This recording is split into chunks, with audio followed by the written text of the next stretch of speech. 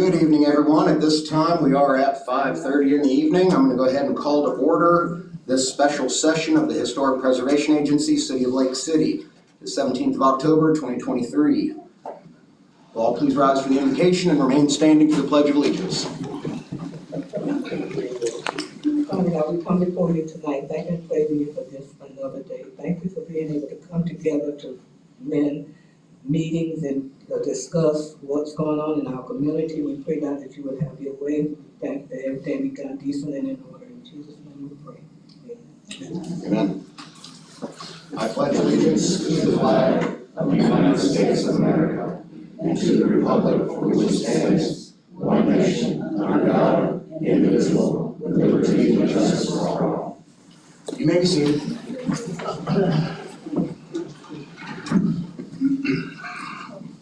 Mr. Angelo, please call the roll. Ms. McCollum? Here. Mr. Nelson? Mr. Cooper? Mr. Mann? Here. Mr. Carter? Present. And Mr. Leidick? Present. We have a quorum. Let's do some business. All right. Electronically, we had distributed to us the meeting minutes from our regular session meeting earlier this month on the 3rd of October. I trust that everyone had ample opportunity to look those over. At this time, are there any corrections, additions, or deletions to those minutes as electronically submitted? Seeing and hearing none at this time, do we have a motion for their adoption? Motion to adopt minutes 10/3/23. Second. Carter, McCallum. Hand vote, all in favor? Aye. Hands down, likewise opposed. Unanimously, we have meeting minutes. As this is a special called meeting of the Historic Preservation Agency, there is no old business on our agenda. We do have new business. Petition COA23-31 as submitted by Rocky Ford, owner, requesting a certificate of appropriateness in a residential single-family 3 zoning district as established in section 4.5 of the LDRs and located within the viewshed of the Lake Isabella National Historic District as established in section 10.11.2 of the same LDRs on property described as City of Lake City parcel 133190000. Mr. Angelo? All right. You swear testimony you're about to give before this board this evening to the best of your knowledge and ability is the truth, the whole truth, and nothing but the truth? I do. Very nice. You know your name and its spelling and your legal address of record. Please Yes, write it on your pad when you get back to the table. Alright, so this is for COA 23-31, located at 302 and 308 Southwest McRae. It is a major work over into the LDR and for introduction of new residential housing. And it is conducive with the LDR per section 4.5.2.1 for single family dwellings. All right. We have a petition and it has been introduced in front of the board. At this time, I'm going to take a moment because this is our only item on the agenda and I'm pretty sure everyone in this room wants to speak about it. This is the Historic Preservation Agency. We are doing a petition for a COA, a Certificate of Appropriateness. As Mr. Angelo mentioned, in 4.5, just the fact that it is a manufactured home going within the viewshed of the district, it is an RSF3 neighborhood. That is an issue that is not going to be up for debate this evening. What we are here for is to determine whether or not the facade work that is being done to the structure is sufficient to meet the requirements within Article 10 of our LDRs to be visually appropriate for the character of the historic neighborhood which it adjoins. So if anyone wants to, speak about the manufactured home aspect of this, that is not germane to what this board is adjudicating this evening. That being said, do we have a representative or a owner that would like to speak on behalf of petition COA 23-31? Come on down.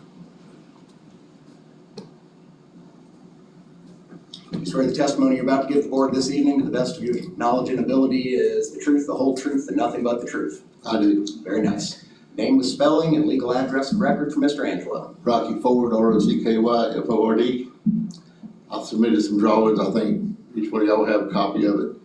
I went by Mr. Angelo's and Mr. Young's guidelines on what we needed to do for the drawings to make it fit the side of the view shed. Yeah, I don't know any other thing to say other than if you have any questions, I'll be glad to answer them. All right, well, I do believe I'm going to try to see if I can get us out of here as quickly as possible by going through a list. I'm not trying to get on your case, but we're gonna go design element by design element. And for all of the folks here in attendance, and all the ones watching out at home, if you can discuss how you mitigated the historic visual appearance of some of these key architectural items. Could you explain for us what mitigating steps you took on the siding of the manufactured home to conform with the historic appearance of the neighborhood? The color of the siding was recommended that we And it is use. lap as opposed to It's lap siding, just like other houses in that area. And just remember, the more detail you give, the less these folks are gonna have And the to, lap siding will go all the way to the ground, just like a manufactured home. which brings me to the next one. It will not have traditional manufactured home skirting. It will have the appearance of a stick-built structure. Yes, the lap will go to the ground. Could you please describe the options you took with the roofing material and how it is different from a normal manufactured home and in keeping with the character of the historic neighborhood? Well, it does have the pitch with the dormers on the front. The porch will be the width of the dormer, come out like the picture shows. It's standard shingles like most of the houses in the area. Okay. Not metal roof. You mentioned the front porch. In the agenda packet, there was a sample photograph on page 25 of 50. Was that just a file photograph, or is that the option you selected for the mobile home? That's the option we selected. It will be wrapped in vinyl, just like the vinyl on the side of the house. It will go to the ground, just like the house. And the dormers at the top will be vinyl, just like, and the post will be wrapped. But as far as the railing, the openings. The railing will be painted white, pickets, just like to match the houses. One or the other will be painted the same color as the siding. Can you describe the additional optional shutters, accents, et cetera, that you put around window and door openings to conform with the historic nature of The house, it does have shutters. Okay. Anything that was done in association with the trim packages for doors, window openings, et cetera? Such as, I'm not a building contractor. In one of the supporting documents I saw, there was, you'd upgraded the door to a more traditional historic. Well, okay, so both of these houses and the ones, they both have the enhanced, they call it the EcoStar package with the double pane windows, the extra insulation in the roof, walls. And it will have a split unit, we'll have a package unit, air conditioner will be a split unit, more in line with a regular house. So, as far as the door openings goes, they do have the screen door, with the glass door with the window behind it, or metal door behind it. Okay. And the porch will be covered like it shows with the railing around it and wrapped the vinyl to the ground, like I say, the railings and the posts will be painted. The post from the floor to the top of the railing will be wrapped, so, yeah. All right, well, you see how many people are in this room, and you know how many questions they have. Is there anything else you want to add now that'll get us out of here faster? I mean, if they got questions, I'll try to address them once they, after they give the questions. But not knowing what questions they're gonna ask, All right, like I say, I did get with Mr. Angelo and with Mr. Young, and I was under the impression, basically, from both of them, that they were satisfied with what we were looking at, doing to meet the facade of the neighborhood. all right, this time is there? Are they both pretty similar? There's two structures involved, they're both gonna be pretty similar. Yeah, they're both the same. And what's the time frame to get them The installed? houses are built, they're ready, we're waiting on permitting.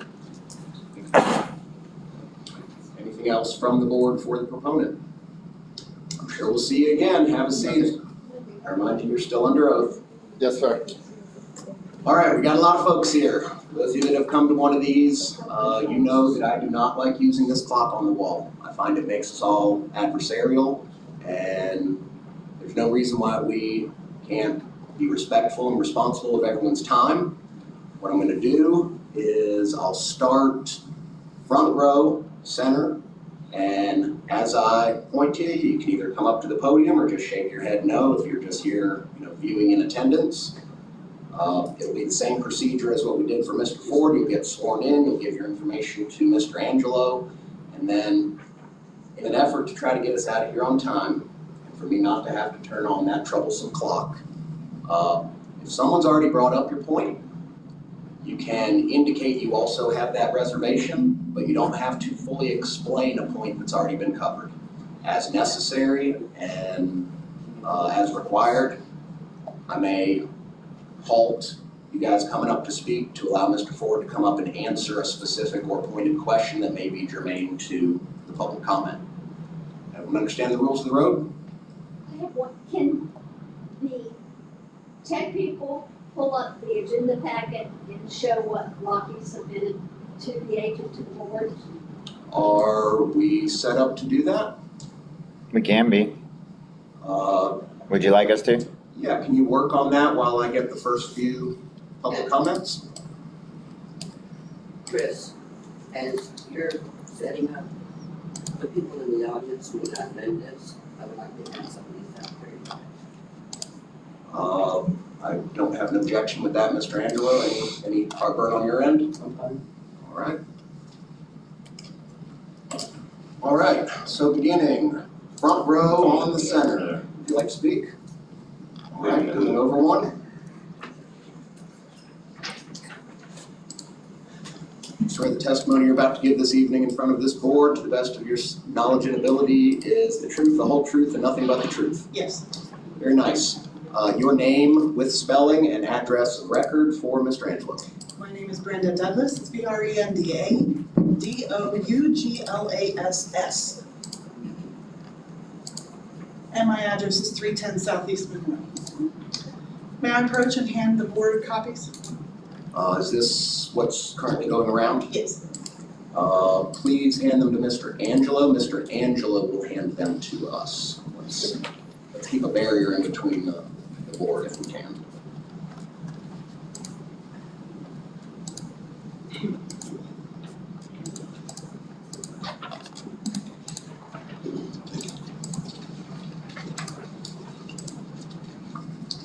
Thank you. So I have a letter I'd like to read.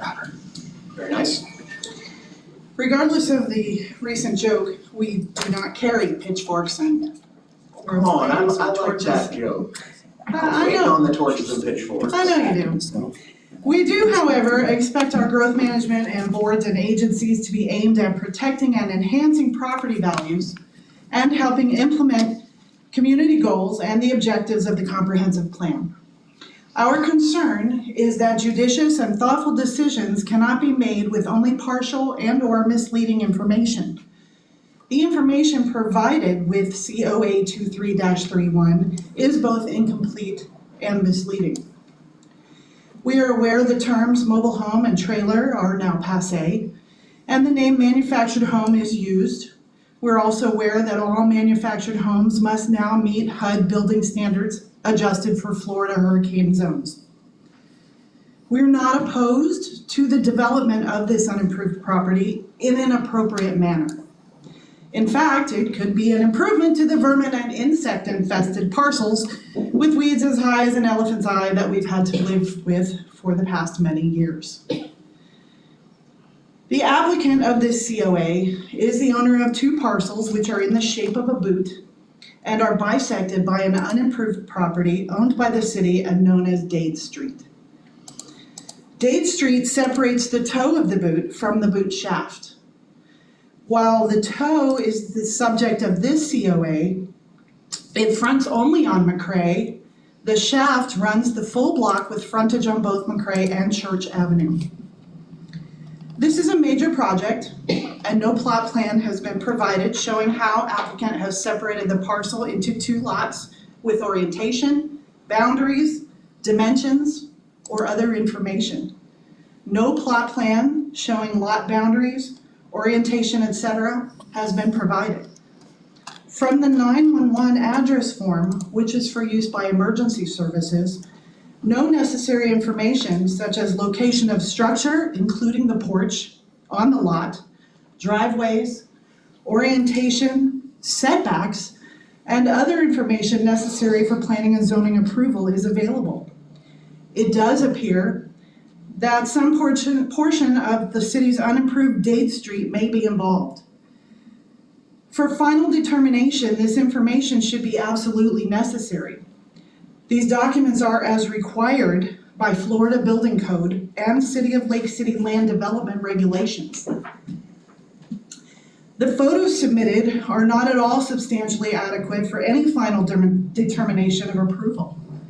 The manufactured home appears to have a flat roof except for above the front door, and the porch photo does not seem appropriate for a side door entryway.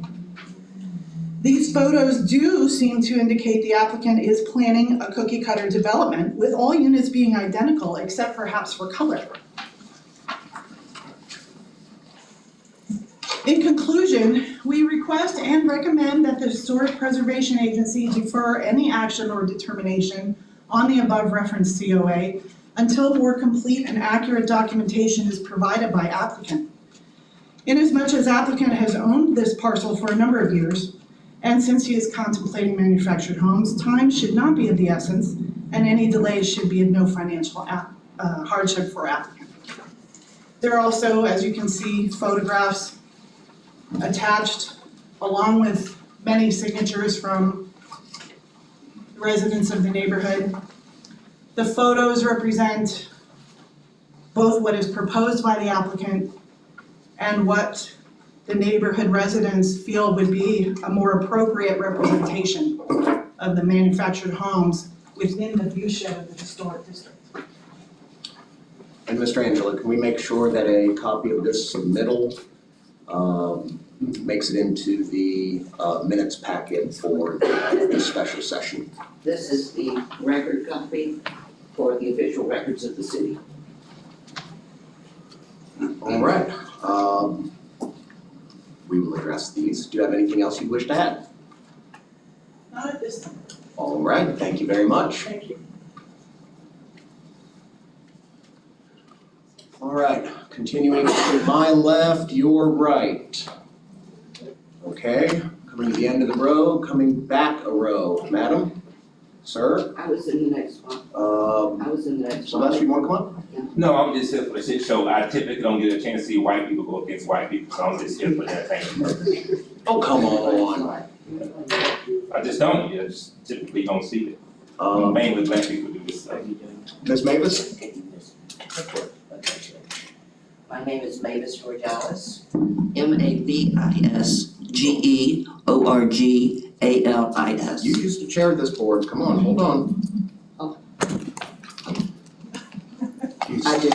You swear that the testimony you're about to give to the board this evening, to the best of your knowledge and ability, is the truth, the whole truth, and nothing but the truth. I do. Now name and address. I bet he already knows it. Mavis Georgalis, MAVISGEORGALIS, 223 Church Avenue. One problem that I noticed this evening is the attempt of your chair to limit this discussion only to the proposed manufactured house. This is in a historic district. Section 10 of the LDR does not exclude anything from the Historic Preservation Agency's review. As a major project, it should be a review from the ground up. Those missing documents in the LDR, mine is 1 year old, so I'm assuming the numbers are very close. If you will look on page, section 13, I think it's 13.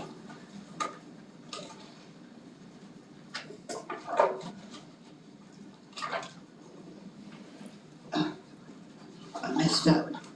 I lost my page.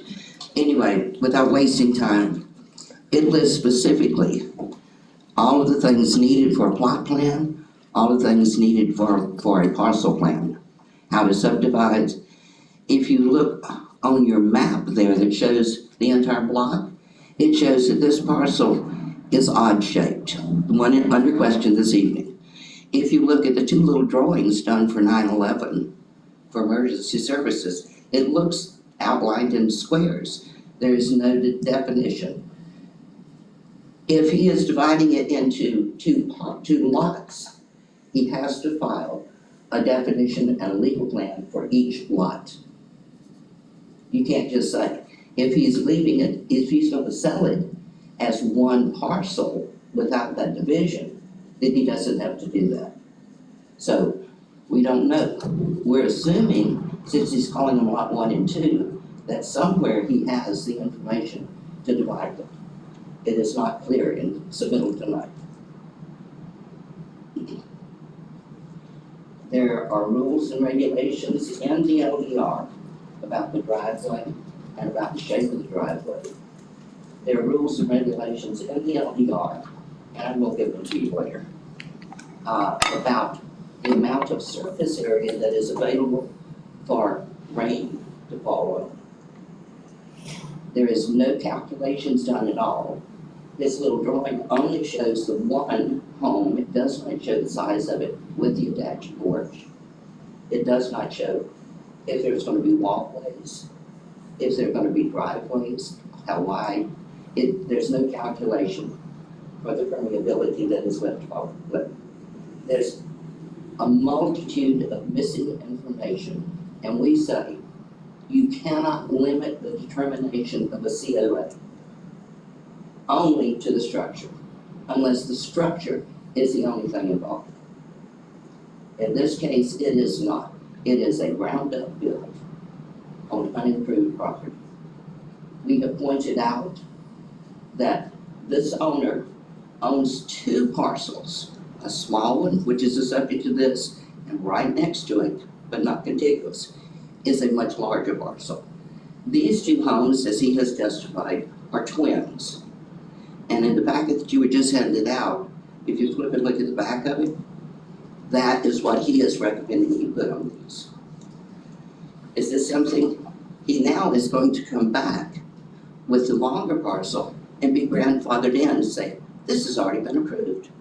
So now we're gonna have a mini, all look like manufactured house.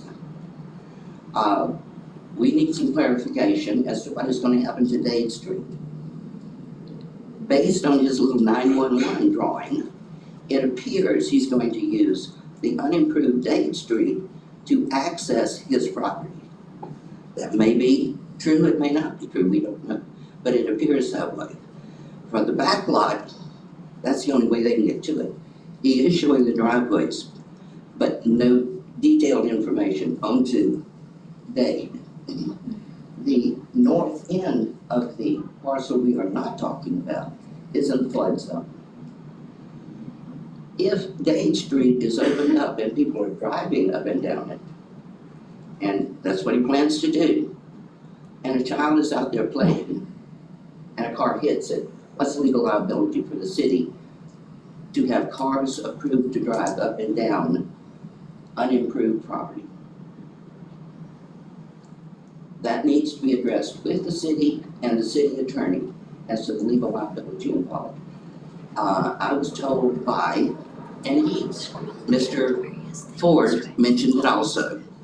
I was told by Growth Management yesterday, in the 2 hours I was waiting to get upstairs, that he would be willing to give a building permit tomorrow if y'all approve this tonight. There are too many questions. We are asking you to defer your decision until those questions are answered.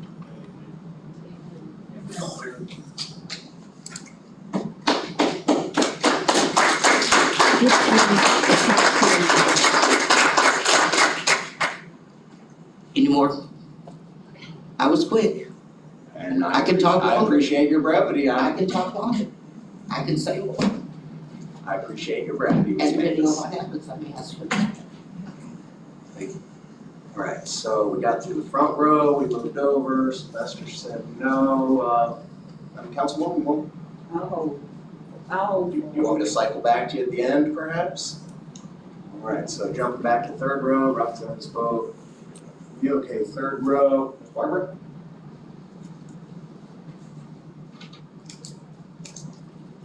Barbara Lindley. Wait, not yet. Oh. Come on, you've done this before. Do you swear that the testimony you're about to give to the board this evening, to the best of your knowledge and ability, is the truth, the whole truth, and nothing but the truth? Yes. Very nice, now that part. Barbara, 2 bars and an A, B-A-R, B-A-R-A, Lindley, L-E, Innocent Mary, L-E-Y. My home address is 393 Northwest Fairway Drive, and that's a 32055.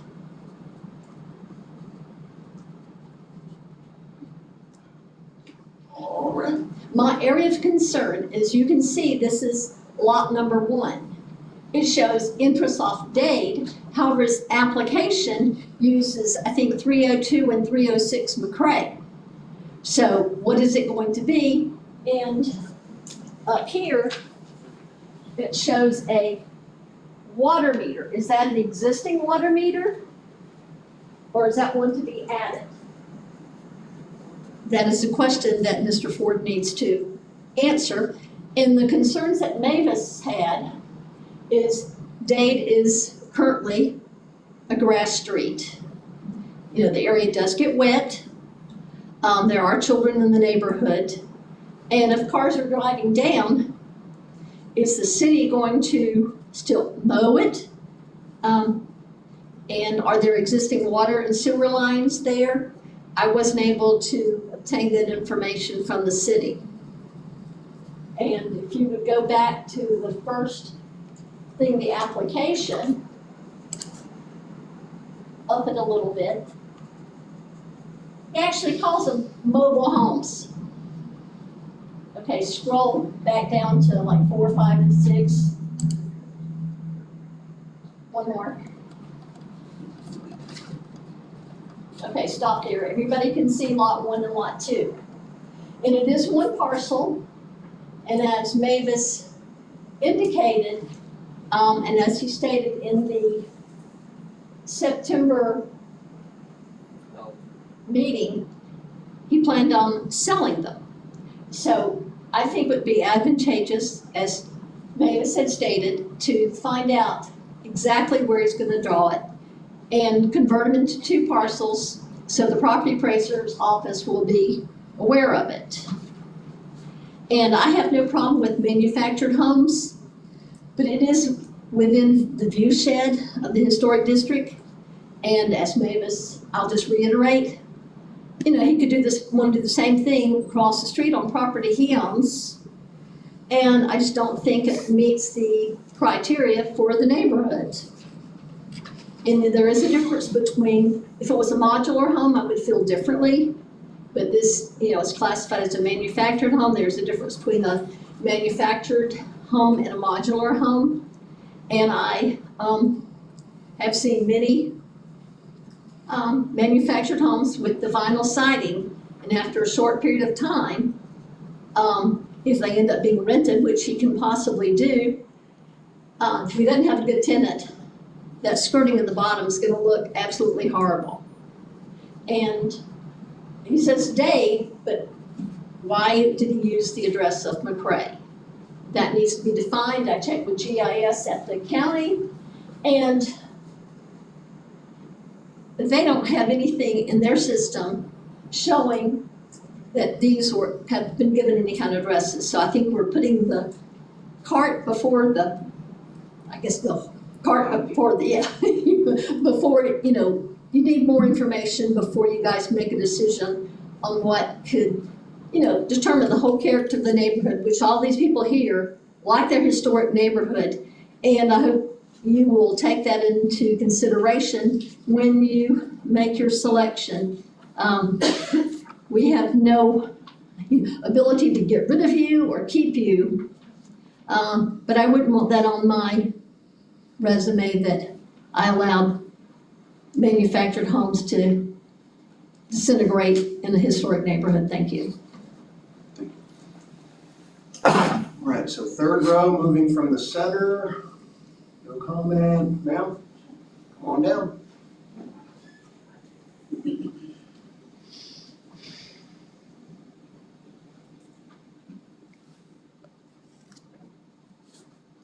You swear that testimony you're about to give to the board this evening, to the best of your knowledge and ability, is the truth, the whole truth, and nothing but the truth? Yes. Very nice. Name and legal address of record for Mr. Angelo. Jonna, Johnnna Smith, 288 Southwest Monroe Street. So,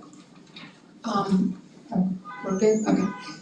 So I'm not here to debate, all the intricacies. I live in this neighborhood, we just bought this house a year ago, and we love this neighborhood. We love the historic, faction of it. We love the fact that we can walk to the city and who is improving. I mean, it's beautiful downtown, and we'd like to keep our area beautiful. And that's what I have to say. But I just want everybody here to know that we do love our community and we like to keep it beautiful. I mean, if he wants to build, $100,000, $200,000 house, we'll have no problem, but putting a manufactured home in this district is I feel is ridiculous. Well, I can tell you, we can't give him a price tag. I know that, that's me, not you. That's just me saying, that would be awesome. But thank you very much, I appreciate it. And thank you. Sir, would you like to speak? Sure. Come on down.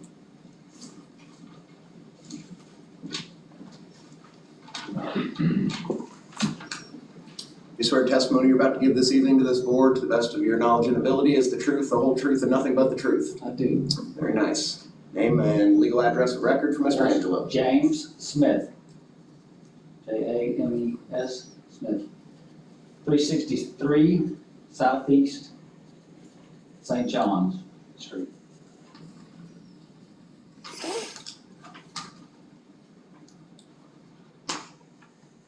And I also can't speak to the, the regulations and the legalities of what's going on. I think Ms. Mavis has covered that pretty well.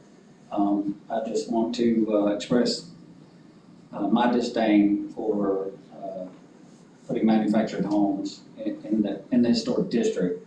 I feel like it's a bit of a kind of disrespectful to the area. And I would hope that Mr. Ford would reconsider doing a little more than just what he explained, because I think it would devalue the beautiful houses that we live in this historic district. It is an historic district for a reason, and we'd like to keep it that way. I don't think I have any more to say than that. All right, well, thank you for your comment. If no one else needs to speak, may I have a second? Well, I gotta get through the room first, Well, Mavis. that's it, if no one else, I'm ready to get I'll call for follow-ups. All right, so which direction? We're moving this direction, so we'll jump back to fourth row. You, sir? Come on down.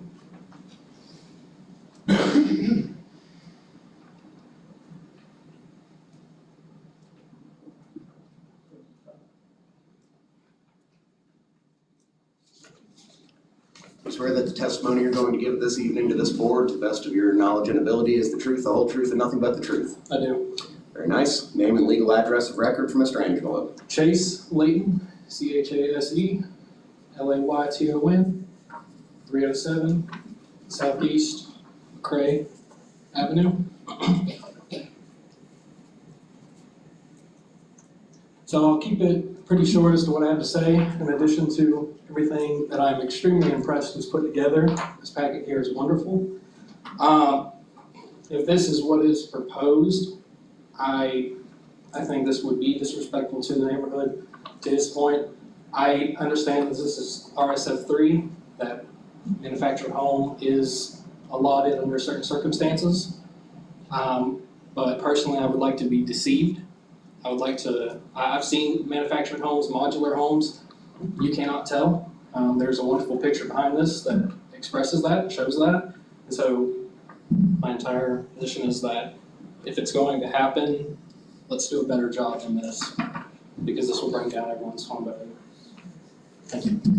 Thank you for your comment.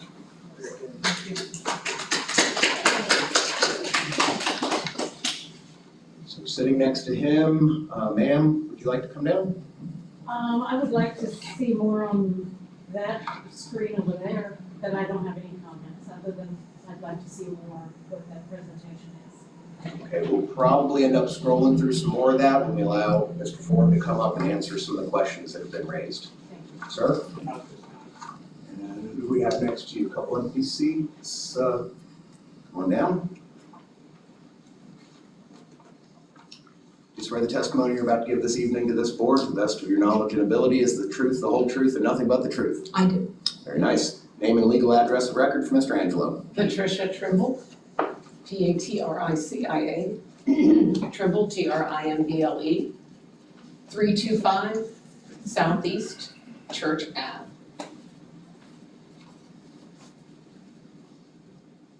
So I've been in and around this neighborhood for over 23 years. On this map, I'm gonna show you my house. This house, my sister owned for 16 years, and she's already run up against Mr. Rocky Ford before. Nance and I currently own that house. We've been there living in it 7 years. Please step back into frame now that you've pointed out the structure. Okay, I just wanted to show a couple other things. We own this lot, and we own these. So with that, this was our retirement home. We put a brand new roof on it. We put, taken down a boatload of trees on it. We put tens of thousands of dollars on it, just like I know many of these people here have done with their home. The folks you heard earlier, they came up and they said, we're retired here. This is our home on St. John's. We love this place. We want to keep this place. It's not that we don't want improvement. That's not it. We want improvement, but we want to do it right. Right now, I can tell you one of the drawings that Mr. Rocky Ford submitted, just the property line is wrong. If you look at a GIS map, it's wrong. It's the wrong footage. So let's get some more detail. With that being said, if we're gonna do 2 lots, then does that mean Nance and I can go ahead and put two manufactured homes on those two manufactured homes on those 2? He puts 2 over there, he puts 1 or 2 there, and then Mr. Roger Hadley's gonna put 2 on his lots? Are we gonna have a whole big long community of manufactured homes? That's not what we want in the downtown, right downtown in beautiful Lake City. If he wants to put a single structure on those 2 lots, I'm in. He fixes it up, makes it look like one of the modular homes, even if it's a manufactured home, I'm all in. You won't hear a word from me. But what we have put forth to us today, let's not accept that, or let's review it some more. My opinion, I'm not accepting that. Thank you. All right.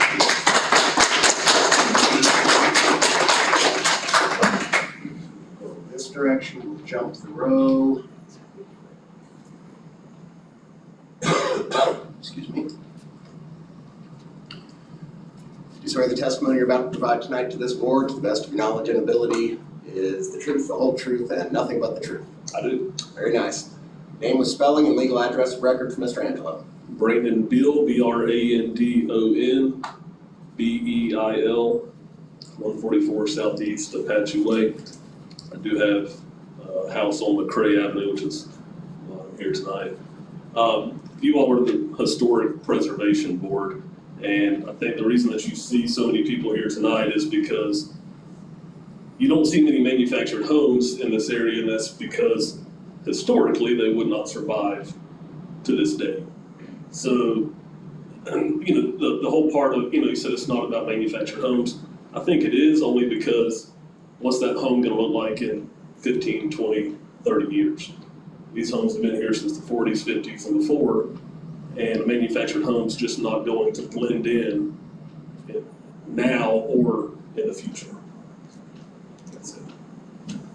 All right. Mr. Beal. So jumping to the back row, sir behind the column, would you like to speak? Good, moving to my left, your right. Do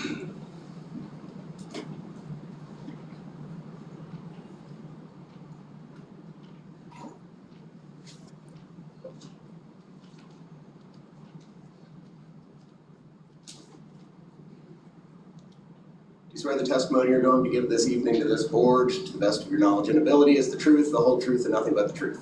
It is. Very nice. Name with spelling and legal address of record for Mr. Angelo. My name is Be Faithful. Bravo, Echo, Foxtrot, Apple, Indigo, Tom, Helicopter, Foxtrot, Umbrella, Larry. Last name Coker, C-O-K-E-R. My address is 636 Southeast Bay Drive. I do not live in the historic area. I do, however, enjoy bringing children down to tell them about Lake City's beautiful history. And I absolutely appreciate that you, Mr. Leidick, participated in that tour of homes a couple of years ago. There's a lot of history preserved in the neighborhood. So I'm going to make every attempt to keep the focus of my comments limited to the view. Would you please repeat that terminology? The view shed of the historic The view district. shed. So I know that in the packet that has been presented by Mr. Ford, there are some photos depicting the homes that would be one block around that property. So would it be appropriate for me to ask you if you would allow that to be displayed on the screen? Yes, I believe those will be towards the back, starting with, let's say, page 40 is where the example photos will begin.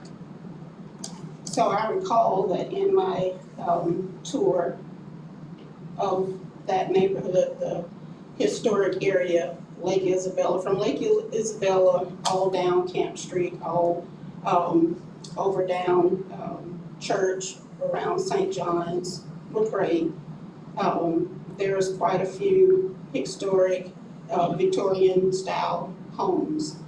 So if you're at Lake Isabella and you are looking in any direction, there are quite a few of those homes. Matter of fact, in the center part of the historic area, most of those homes are two-story Victorian style, colonial style homes, and as you move away from it, they're single story. But they're not cookie cutter homes. All of them have their own unique appearance, their own unique style, and that's part of what makes that area historically significant.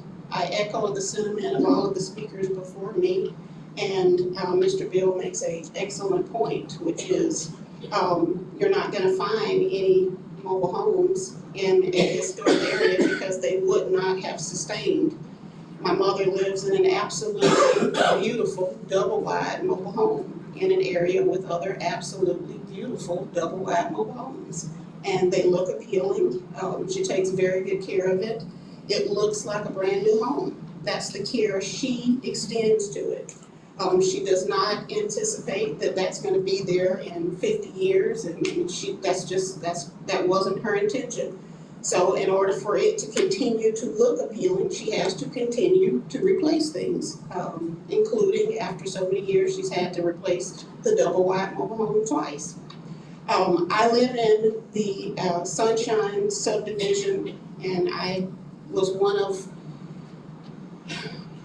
few subdivisions that have seen the double wides brought in over the last 5 years. And they can take on a very residential appeal, but without proper care. If you put a rental tenant inside of those homes, the property changes in its appearance. It's not the tenant's obligation to pressure wash and to make sure the skirting on the home is appealing. I drove around that area today, and I did not see one home that had skirting on it within one block. And as I stated, when you go outside of that block, most of those homes are two-story anyhow. Not only was there not skirting around the houses, they weren't shaped like mobile homes within that view shed. That's not how they're shaped. They all have unique designs to them. It's not rectangular boxes.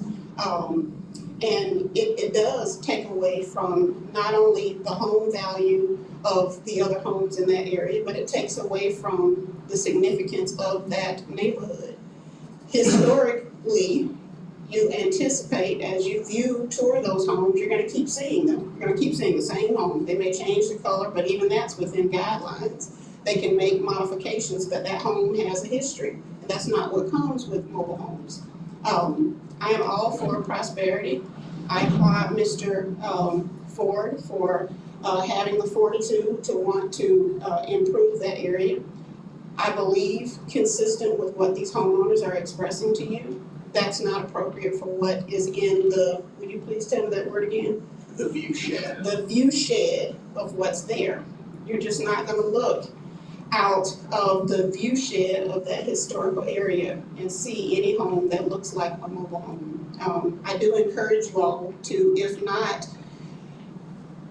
take a trip and visit the area and see if what's being presented is comparable. Even with a porch, a mobile home is still a mobile home. Modular homes, which is what I would encourage Mr. Ford to seek, they can be gorgeous, they can very easily blend into a community, and they're consistent with what's there. But a manufactured home, double wide, single wide, it is not consistent with what's there. And I encourage you each to just go walk over, or somehow, other than the pictures at this angle, because that's not gonna tell us much, to just go over and take a look and see what's over there. I appreciate your time. I hope you make a decision that's gonna continue to make us proud. The children love to visit historic areas with historic homes that have good history behind them. I appreciate it. Thank you very much.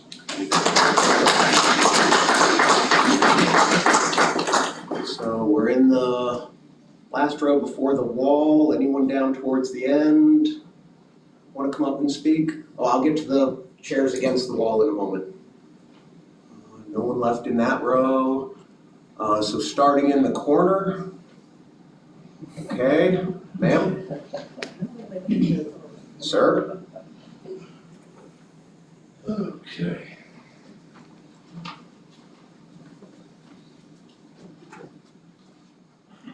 You swear the testimony that you're about to give this evening to this board, to the best of your knowledge and ability, is the truth, the whole truth, and nothing but the truth? I do, so help me God. Ben Douglas, I live at 360 Southeast Monroe Street, Lake City, Florida.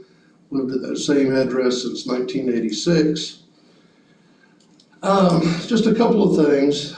There's no reason to speak unless I can add value to the conversation. So the first thing that I'd like to add that is of value is I'm here as a representative of the Dodge Subdivision Homeowners Association.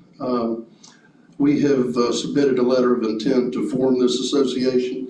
And one of the things that we will be doing is to set covenants, conditions, and restrictions that will guide and regulate the affairs of our community. One of those will be that there will not be manufactured homes. Value, that's an important word, isn't it? What does a mobile home cost versus a stick-built home? It's a lot less, right? Is it less? Please address the. Okay, well, if someone owns a construction company, I thought they would know. Okay. Anyhow, value. Okay, so if you buy a mobile home, it's like buying a car. You drive it off the lot, you've already lost 15–20%. It does not go up in value, it goes down in value, does not appreciate, does not get better, it gets worse. Secondly, anybody here had trouble lately obtaining house insurance? Have you noticed what the rates are? And did they tell you why your rates are going up? It's not just because of hurricanes, it's because also of the homes next door to you and in your vicinity. Your car insurance, believe it or not, is also affected by where you live. I have friends who park a car one place and live somewhere else so they can get the cheaper insurance rate, okay?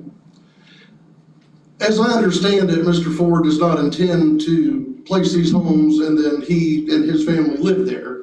It's either to rent or sell. Because he knows, well, within 5-10 years, he's gonna have a used car. Please, let's not put a used, or what will soon be used, car in a parking lot full of classic cars. Let's not do that. It's not right. It's not right. Sticks out like a sore thumb. It just doesn't work. It's like when sometimes I try to be cheap and I go to Aldi and I buy the off-brand Cheetos. Let me tell you something, after about 3 bites, you know what my kid says? Daddy, these off-brand Cheetos ain't cutting it, man. It looks the same, but it's not. Okay?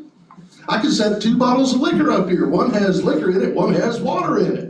Guess what? One has value and one doesn't. It's not just about the outside shell.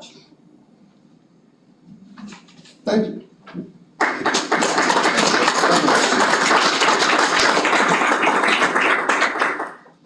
Coming down the row, ma'am, you'd like to speak? Come on down.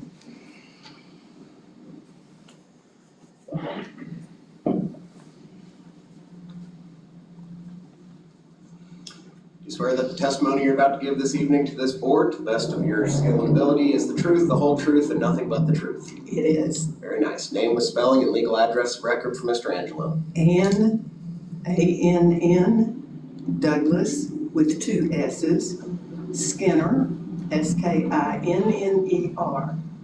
360 Southeast Monroe Street.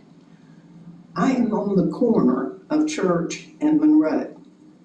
I've lived in this house, which is a designated historic house, for 40 years. And before we were there, other Douglases were there. And I heard the stories of the families who came before us, and they were fascinating. I'm in a 2-story house. I love the story about the one that hid under the stairs and scared his wife and almost had a heart attack. There are many stories, because the house is 100 years old, verified. When I moved there, the understanding was from my son, I don't want somebody else living in Grandma and Granddaddy's house. So that meant, okay, we buy the house from the estate and we began to renovate. I say we, you know how much Ben did. Actually, he worked in the yard really hard. But the house has great sentimental value. I grew up in the neighborhood in a house that I still have on Duval Street. My dad and I would walk from our house to Lake Isabella to feed the ducks. I think I still have them at my house now. The area was so beautiful. And I said, one day, I hope I can live there. As we passed these beautiful Tudor old houses, they were lovely. And I would think about in the evening as it's getting dark and the lights would come on, and you're walking past all these beautiful homes that have such a history. Behind my house, well, my house is on Lake Isabella, and I have a vacant lot. It's over an acre. And I could probably make 2 lots out of it, and I could probably put manufactured homes on it. But I don't plan to do that. It's inappropriate. It's a beautiful area, and I certainly hope that we are able to do what is necessary and preserve our historic district. The amount of time and energy, not to mention money, that has gone into keeping these older homes up, it's no easy job, and you have to be very vigilant to do so. I noticed during this last storm, I can sit on my back porch and I see the property across the street from me that's in question. And there were some beautiful old trees there. They're all gone, except one. And that one got destroyed during the last storm, the remnants of which are still there. In my yard, I had one tree that came down. And it was one that was our old Christmas tree from about 30 years ago. and it fell during that big storm. But I have a 500-year-old oak tree on the lot that's still standing. There is nothing like history, and sometimes age matters. And in this case, it matters a great deal. I really ask your consideration to give importance to preserving our historic district. Thank you.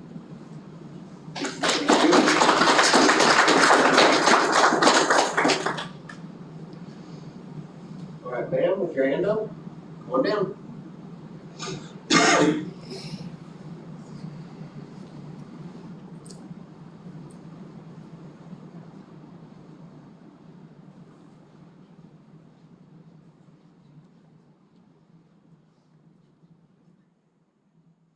You swear that the testimony you're to give this evening to this board, to the best of your skill and ability, is the truth, the whole truth, and nothing but the truth? Yes. Very nice. Name with spelling and legal address of record for Mr. Angelo. My name is Jane Hart, and I live at 354 Southeast Church Avenue.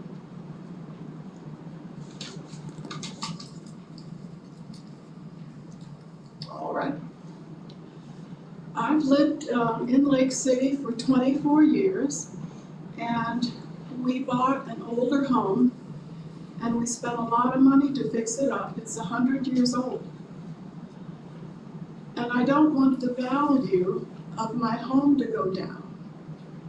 I've loved living in Lake City in the historical area. I like walking my dog around the lake, the big granddaddy oaks, the ducks. I just love all the ambience of living downtown. Living downtown where I live is like living in the country, in the city. I can get anywhere I want to. That's why I hope that Mr. Ford does not put manufactured homes right across the street practically from where I live. It would detract from the value of the home, but it would change the historical value and the beauty of this city. There's a lot of history downtown. Being here for 24 years, I've enjoyed going to the clubhouse. There's history that goes back 45 years during World War II at the clubhouse, which is now the Garden Club, and also the Women's Club. That's right on Lake Isabella. If you put up manufactured homes, it's going to detract from the historical part of Lake City. There's a lot of beauty in this town, but since I've been here, I've noticed that a lot of it, all the beautiful homes, a lot of the beautiful homes have been torn down for streets. So please keep our neighborhood the way that we want it to stay. Please put regular homes on those two lots. Thank you.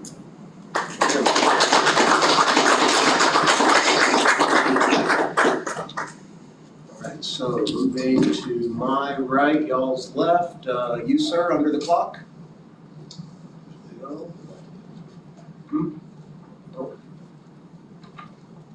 Ma'am, to the right of the gentleman under the clock, would you like to come up? Yes, no. So that gets us to the end. We'll hold Mr. Young till the end. Is there anyone else in attendance that has not had the opportunity to speak? Good evening, Chevelle Young, 315 Southeast Perry Avenue. Not at that part yet. You swear the testimony you're about to give this evening to the best of your skill and ability is the truth, the whole truth, and nothing but the truth. I do, thank you so much. Very nice, now that part. Chevelle Young, 315 Southeast Perry Avenue, Lake City, Florida. And I am a resident of this community, have been for 32 plus years. And I am elated that so many residents of that community is here today and sharing information, valuable information, and mostly concerns of protecting their value home, protecting the beautification of the community. I think that's amazing. And I believe that, let me say this, I've lived in a trailer, I've lived in a mobile home, and both trailer, whether you say trailer or whether you say mobile home, both of those, if it's not the owner who lives there, then it's more than likely not going to be properly taken care of. And it takes more time. It takes more time to maintenance trailers and mobile homes.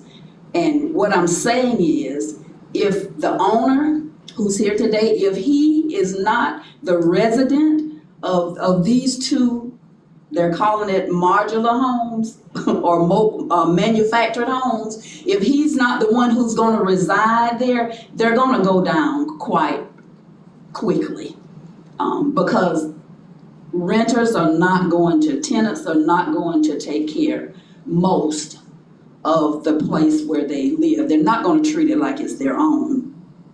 And I share the concerns with all those who has come up to say that it would be our wish that Mr. Ford would reconsider.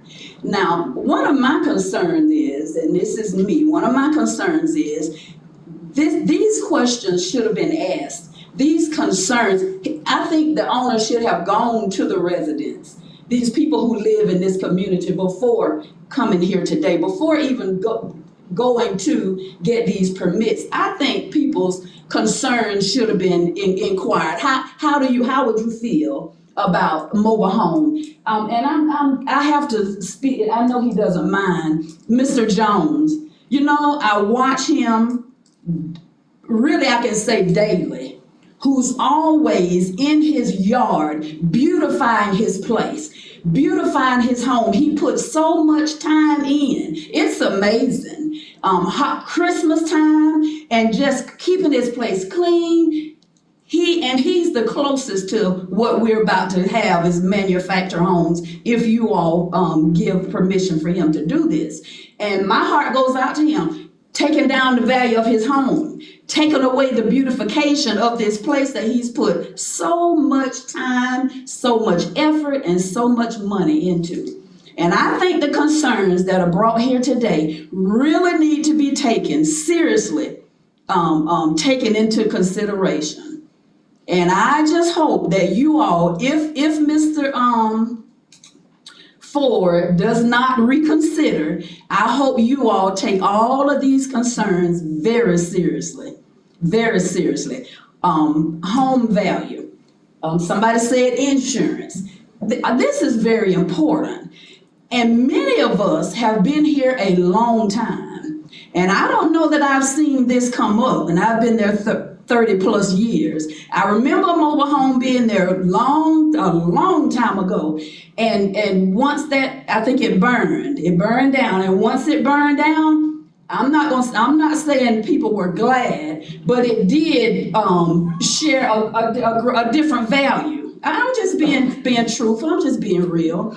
And like I say, that was a long time ago. Now, again, if Mr. Ford was putting a manufactured home there to live in, I think it would shed a different light. But we're talking about bringing tenants in. I have a problem with it. And it sounds like there are other people who have issues with it, as more importantly, have more concern than issues. So please take that into consideration tonight. Thank you so much.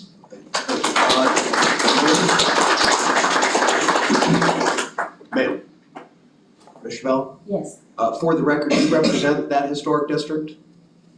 No, sir. Yes, you do. You in this team. Oh, yes, I didn't understand you. Yes, sir, thank you. All right, so everyone's had the opportunity. I know, you wanna go come down? Yeah, I might. Oh, come on.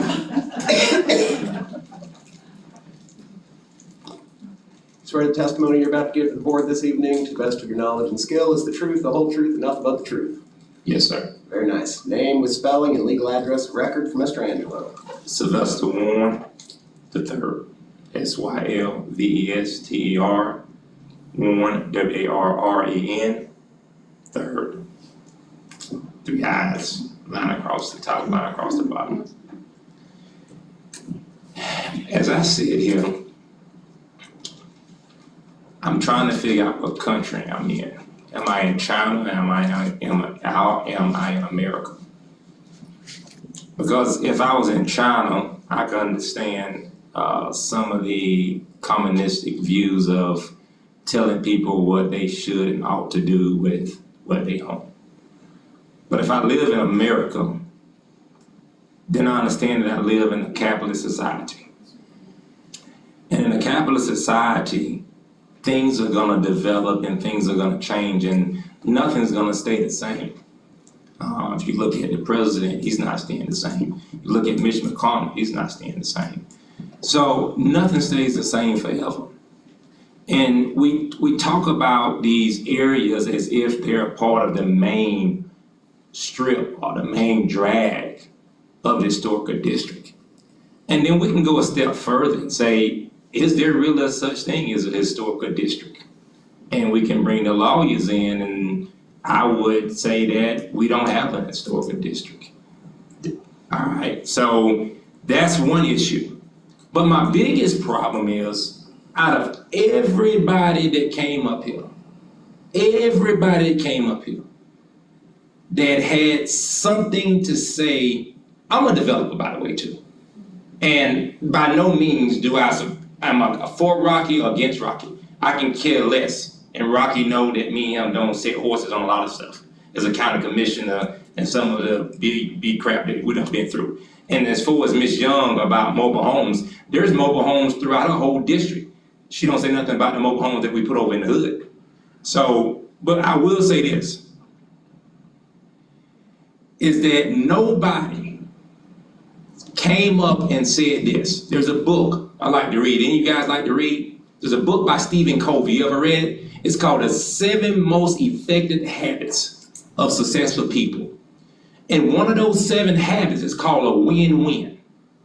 And what you do in that situation, you take a Rocky Ford and you take a community and you meet and you say, how can I, as a developer, and what can you all as a community, we can come to a happy medium and deal with that both people can walk away very successful and not come up here and ask that you all somehow block a man that's a capitalist. This is a capitalist nation.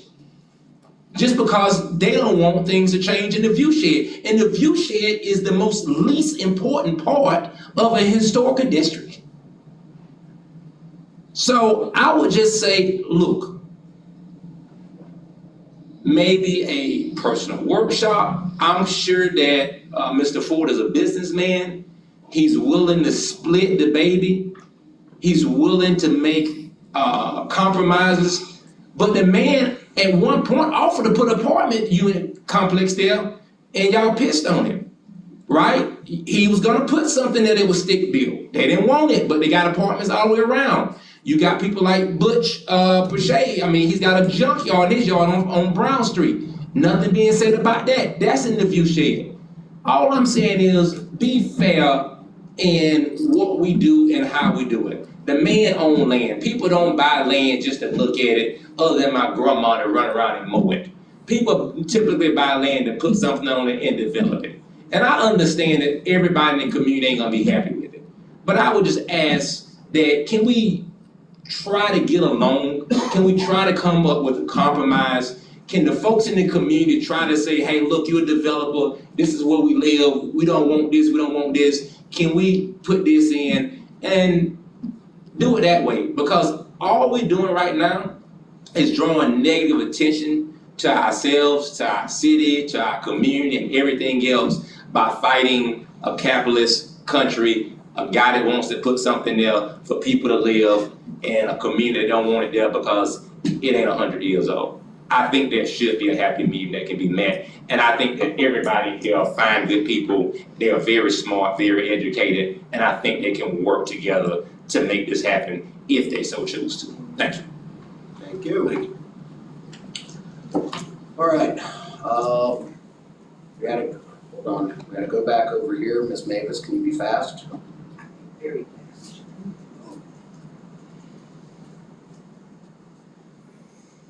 I think I can find the page that I was looking for before.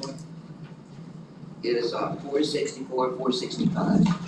It gives you your setbacks and the size of the lot.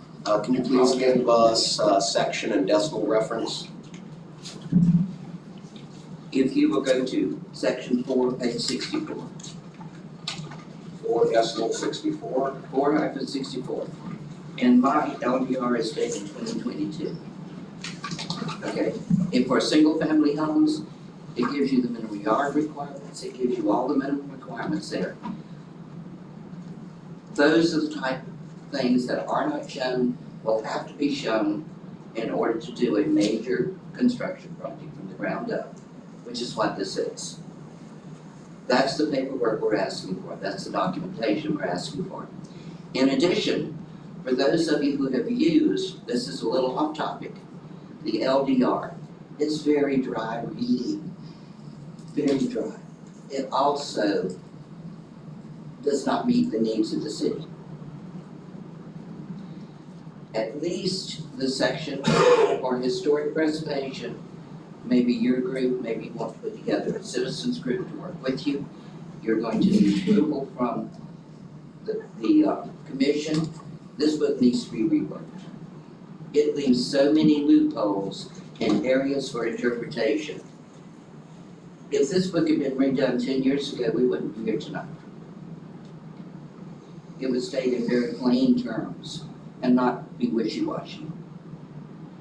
That's the thing that I wanted to add at the very end. Go back to the LDR, work on the LDR. Thank y'all very much. Ms. Mavis? Ms. Douglas, you had one more go back? Just one thing. I think, as we stated, both Mavis and I, at the beginning of this meeting, we understand that property is going to be developed, as Mr. Warren pointed out. All we're saying is that it needs to be done properly. All the conditions and the paperwork need to be proper. We understand that at this point, it's probably too late to go back and reconsider a manufactured home, whether or not it goes on that property. But I would also like to point out that at y'all's meeting on September 12th, no public notice of that meeting was given to the residents of this community, which, in my humble opinion, kind of indicates that there's some other agenda. Not necessarily yours, but it seems to be there. It seems to indicate that something is rotten in Denmark. Because legally, the community needs to be notified in advance of a meeting where there's a certificate of adjustment at issue. Thanks.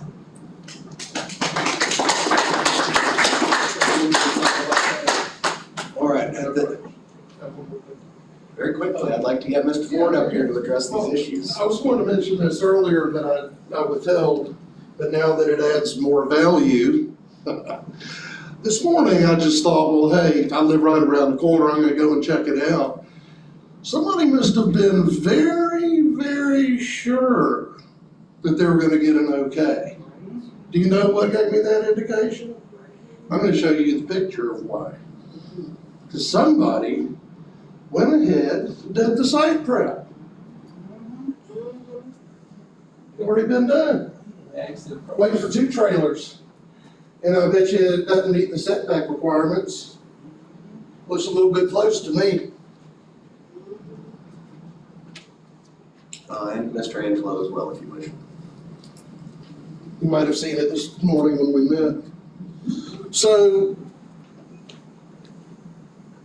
I'm not casting aspersions, but, and I don't know what it costs to prep a site, but, and I don't know what a load of lime rock costs, but I know what it costs to haul it, because I used to work for Bridget Trucking. They ain't cheap. So somebody has gone ahead and, besides buying the property and paying taxes on it, and that's cool, but it's almost like he was just certain that this was gonna happen. It's just a little presumptuous. It's gross.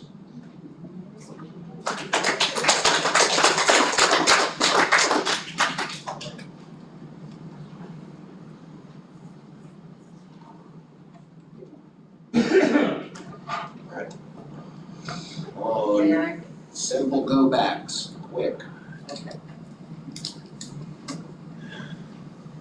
I don't wanna have to start using that clock. I know, I wasn't going to.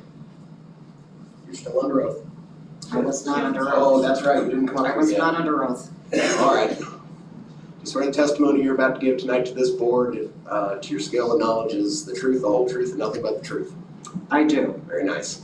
Name and legal address and record for Mr. Angelo. Nancy, N-A-N-C-Y, Wozniak, W-O-Z as in zebra, N as in Nancy, I-A-K, 325 Southeast Church Ave. I'll make this quick. I thank everybody for coming. My friends and neighbors were not gonna have me speak because I can really get emotional. Yes, it's about historic, but it's also about people who work really hard, keeping their property the way it is, hoping for retirement. As soon as Mr. Ford puts those properties on those lots, he puts money in his pocket and takes it out of ours because we will not have the same price for our homes the minute that happens. I'm really done with it. I'm ashamed that it has gotten this far. I don't know how. And Ben, you're absolutely right. There's something shady in Denmark, and I don't know what it is, but I'm hoping it's not what we're thinking. I'm really ashamed that we've gotten this far with all of this. I live right next to it as well. I try to buy up property so that it will stay just the way it is. And now we're gonna have a nice manufactured home in the middle of the historic district.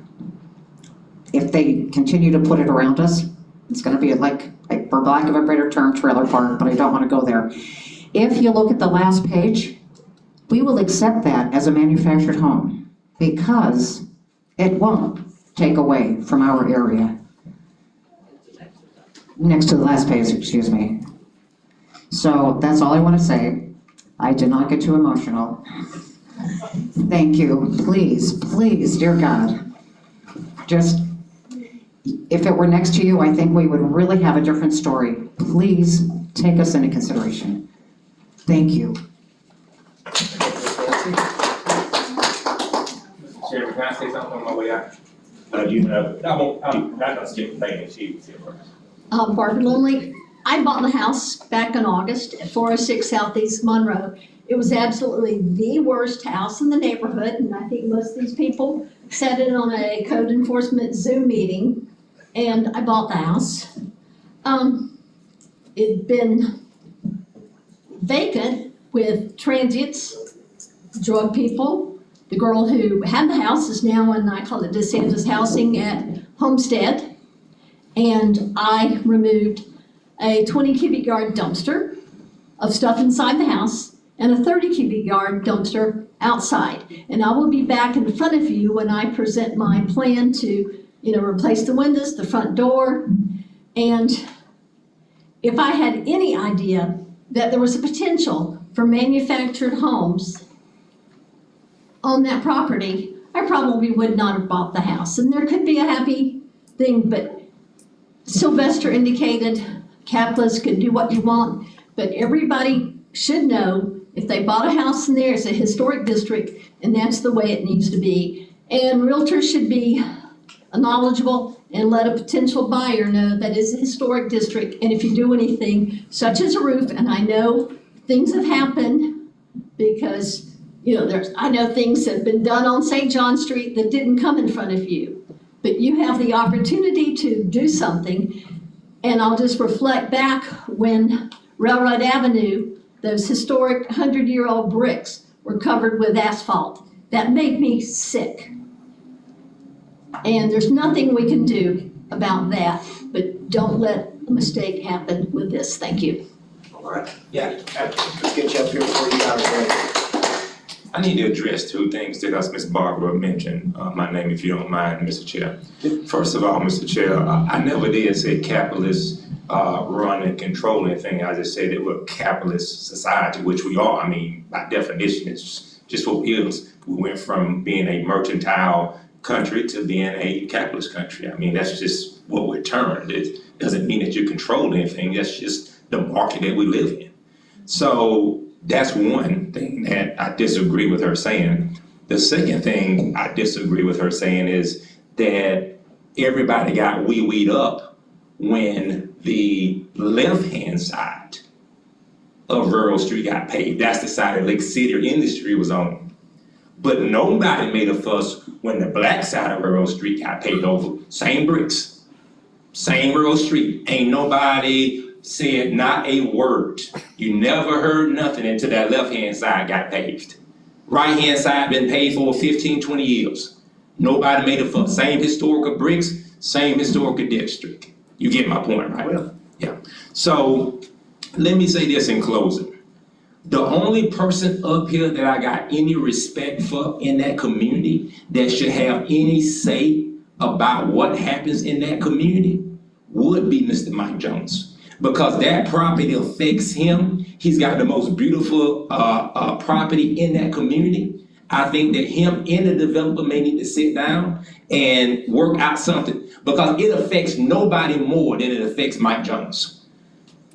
I will 100% support Mike Jones, and hopefully Rocky Ford will have enough respect for Mike Jones as a developer to go to him and be like, hey, what would make you feel okay with the amount of investment that you made in your property? But the rest of these folks, it's good to see that they come out as a community and be supportive of issues that's going on, unlike my community. You know, they don't come out and be supportive. So I love that aspect. But as far as, you know, stopping a man from doing something with his property, you know, I just don't think that I live in that era. I don't think that we should be living in those times. And if Ms. Barbara really want to get cocky about it, like I spend the money to fight to prove that there's really no historical district, I really don't want to spend the money. But my bet is, and talking to quite a few attorneys, that I can challenge the idea of the historical district and win, that there's not a historical district. But we won't even go there, Chair.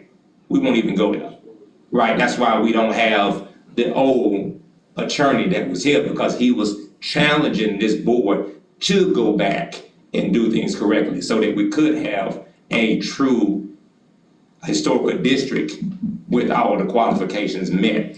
Anyway, I know a lot of people are not familiar with that. But as I exit, I think the biggest player here is Mr. Mike Jones. And I think that Mr. Mike Jones, if he will, I know he's shy, he don't speak a lot, but he's a great guy. He's worked for the school system all my life. He's put a lot of work in there, a lot of money in there. I think he should speak. I think it would be more impactful to hear from him if he would, and to say how he feel. And I think that Rocky would have a heart, at least blood pumps through it, that he would have a heart and hear out what Mr. Jones would love to see, or potentially not see, go next to him and his wife in the beautiful layout that they have. God bless y'all. Thank y'all. Y'all have a blessed day. Have a good night, Sylvester. All right, we have a go back over here on the side.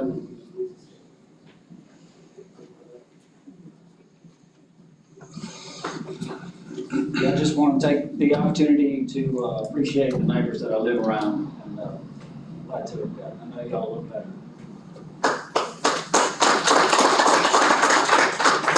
All right, so at this time, we have one more in the back, and this will be a new one. We'll oath you I think this is our last comment on this side before we have Mr. Ford come down and address things point by point. Swear the testimony you're about to give this evening to this board, to the best of your skill and ability, will be the truth, the whole truth, and nothing but the truth. Very nice. Name with spelling and legal address of record for Mr. Angelo. Victoria Coker, Victoria Coker.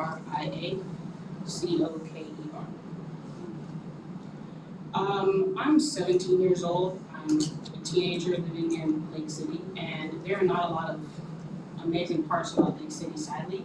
But the part that these people live in is a beautiful part. And to hear that, them coming up and speaking, and not even being hateful towards somebody, but just saying, hey, if you're gonna do something, here's how you can do it. We're not trying to be rude, we're not trying to be disrespectful, we're just saying, hey, there's a right way to do it if you don't mind doing it that right way. Because this is a historical place. Historical has a meaning behind it. That means that there's history to it. That doesn't mean that, oh, because it's 100 years old, the value of it is just gone. The fact that they're still here means that there's value, and that should be respected. Mr. Rocky Ford, if he wants to be respectful to these people, that means to take in what they are saying. They're saying, there's a right way to do it, please do it that right way. We're not saying, shoo, leave, we don't want to see you. We're saying, hey, build it the right way so that the value of where we're staying stays at that value. And even if it can increase, I'm not into those type of things, but if it can increase, that's great, but don't come here and decrease the value because you want to make a profit. It's not fair to the people that have lived here, spent their hard work, money, all of that. It's not fair. And as a teenager, seeing them come and speak about something that they care about, that's powerful, that's emotional. That makes me think, thank goodness that these are the people that I get to watch growing up. And thank you guys for actually sitting here and being respectful to them and allowing them to speak about something that they care about. Thank you.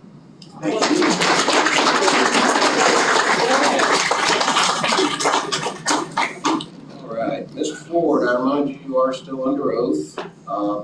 As you all noticed, I was trying to fastidiously keep notes. Were you doing the same? Do you want to address this point by point? Do you want me to bring points up to you? How do you want to handle it? Well, I'd just like to make the point to start with.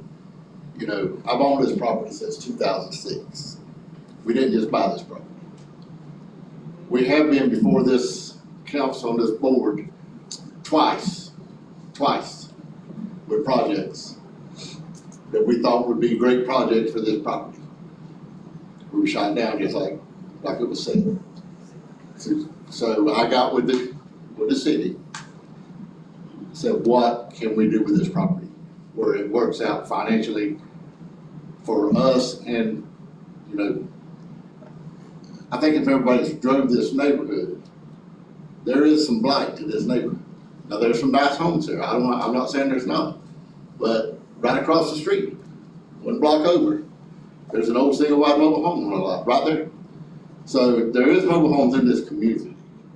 Now, I'm willing to do what I can do to make this mobile home or this manufactured home as conducive to this neighborhood as possible. But at the end of the day, you know, everything I'm doing meets the LDRs, the setbacks.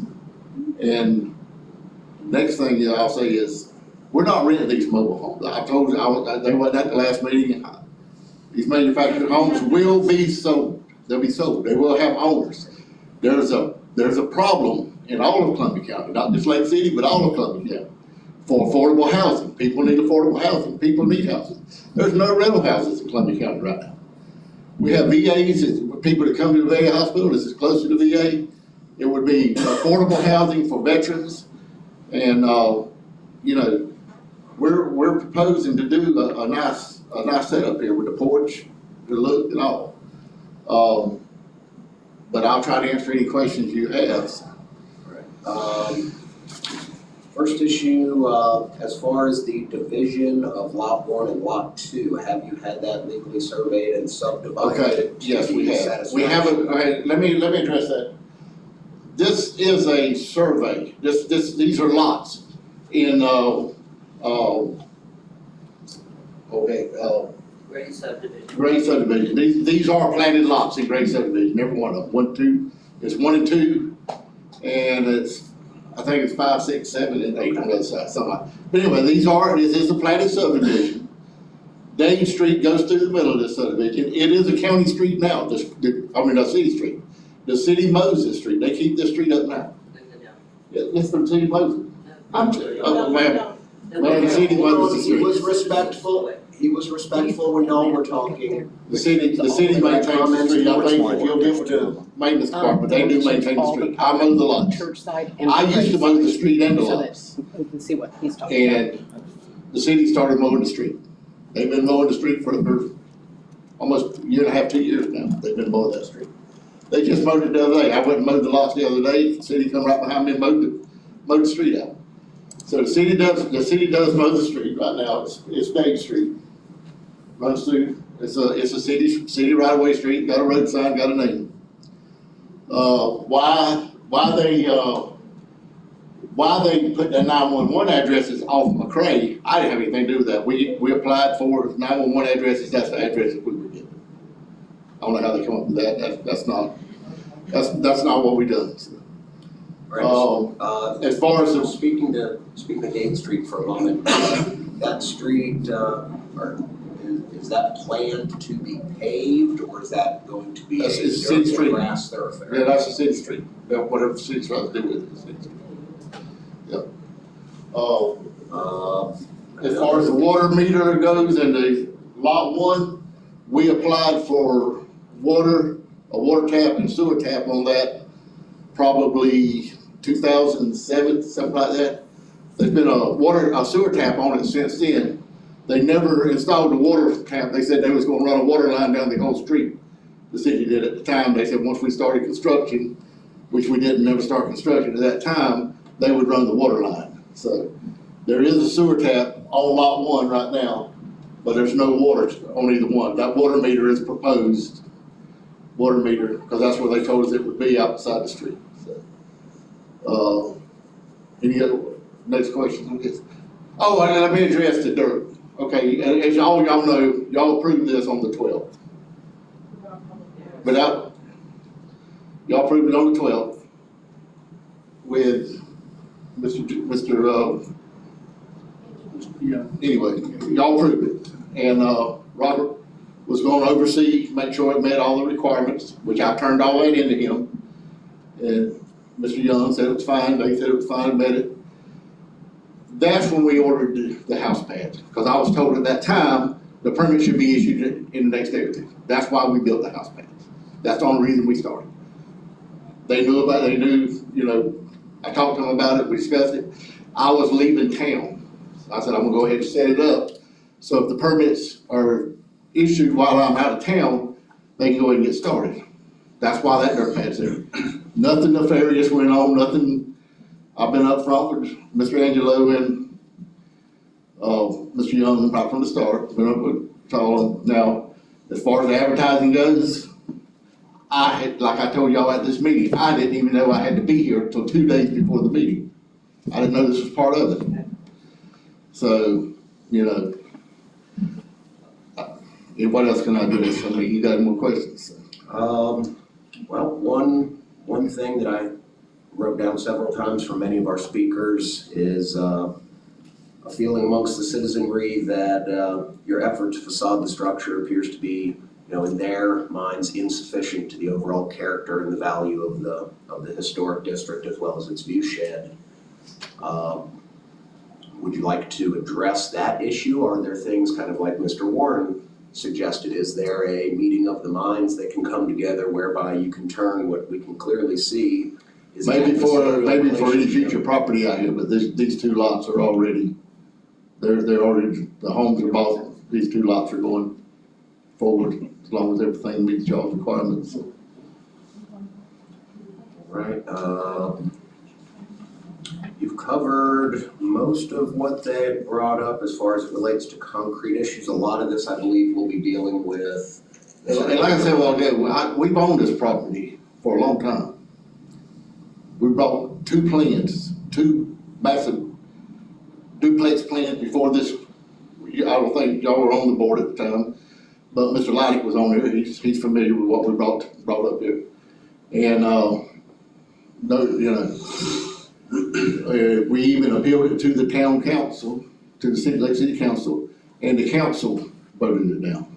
So, and it was told, it was said at the council meeting then. I remember Mr. Sampson sitting right there with Mr. McMahon sitting right then, and he said, look, y'all making a mistake here, because this man owns this property, he's got to do something with it. And he can put mobile homes here. According to what I'm reading on, what, I was told, I could put used mobile homes there, but I'm not doing that. I put new homes with new porches. I want to make them look as good as possible. I'm not trying to do anything to the neighborhood to hurt it. But I can't build $100,000 or 100-year-old house on these lots. You can't duplicate the houses that are out there.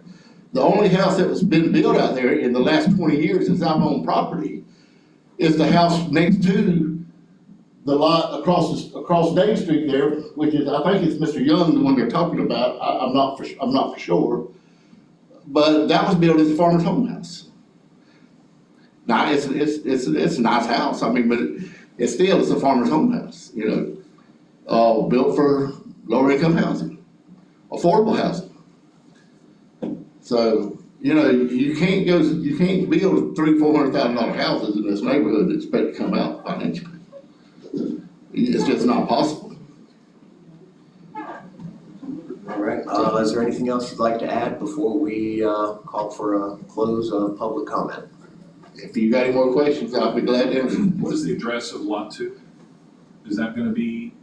The address for lot 2 is, McCray. Oh, yes, McCray also, yeah. Okay, so I mean, like, is there gonna be access to it across lot 1? The driveways, if you'll pull the site plans up, it shows the driveways both driveways come out on Dave Street. For the access of Dave.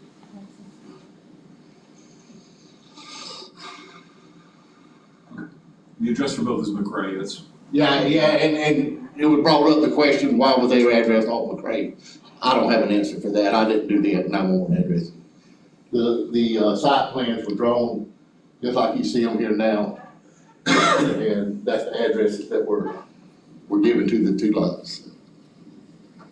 Actually, I have somebody doing my permits, filling my permits out, just pulling the permits, and they do this, but that is how that's the addresses they were given, and that is how we laid it out, so.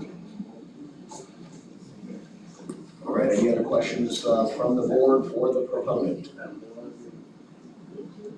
Thank you, you may be seated. Thank you.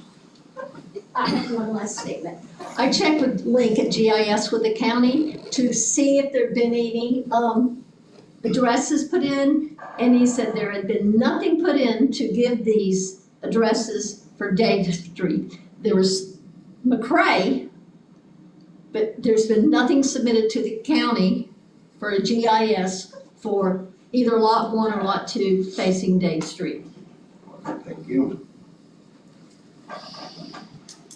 Just one last quick statement, the boundary on the left-hand side, which would be to the west, that says 126 on the GSI map, is 120. Well, the survey shows 126. It's a quick question. Okay, so you want to put two trailers on one part of one large piece of property? Two separate lots. Okay, so it has been divided into two separate lots. Is that not in question? The proponent had indicated that he had it surveyed and platted into 2 lots. Okay, now, so we've established that. So you have the part that will remain undeveloped and then potentially 2 trailers, or whatever y'all wanna call them, trailers put right here. Now, however, those 2 trailers are only on one piece of property.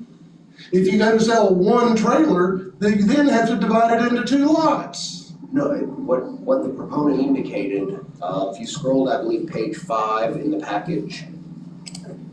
No, what I'm saying is if he was to put the 2 trailers on the property where he already has the site prepped and the house is bought, if he was to put them there, if he wanted to sell one of those trailers, you would have to divide that into 2 lots. One is right here, the pad, one is right here, one is right here. The 2 pads. One is on lot 1, one is on lot 2. Okay, well then I need some clarification, because today, when I met with Mr. Young, he showed that where you're gonna have two trailers, or want two trailers, that was one piece of property. Well, And it is. if you were to sell one later, it would then have to be divided. Please address There's your a lot comments right to the here. board, not to the. Okay, I don't know who I'm talking to anymore. Okay, so where are we with that? The proposed. Are there two pieces of property, or are there three pieces of property, or is there one piece of property? Mr. Young, I'm easily confused, so just help me. Swear the testimony you're about to give this evening, to the best of your skill and ability, is the truth, the whole truth, and nothing but the truth. Yes. Very nice. Name and address, you know how it goes. David Young, 2340 Southwest Little Road. Yeah, I gave my true address this time. All right. When this was platted as a subdivision, lots 1 and 2 were platted out as 1 and 2. Now, anybody can go, when they buy the property, they can go down and say, I want this as one parcel, which that was done. If Mr. Ford goes to sell it, he has to go back to the property appraiser and he has to say, okay, I need it as lot 1 and 2, and I need a parcel number for each lot. So they would then assign another parcel number for one of the lots. And that has been done. And that's how that's done. And that has been completed. I don't know if he's completed it or not. It takes the, He's not. been requested, yes. yeah, it's been requested. It takes the property appraiser a while to get. He said it would be done in a week. Yeah. And as far as 911 addressing, Mr. Ford applies to the county 911 to get the addresses, and these are the addresses they gave him. Right. Thank you for clearing that up. Yes, sir. And I remind you, you're still under oath. We may have to call you back up here in a minute. I do have a question. I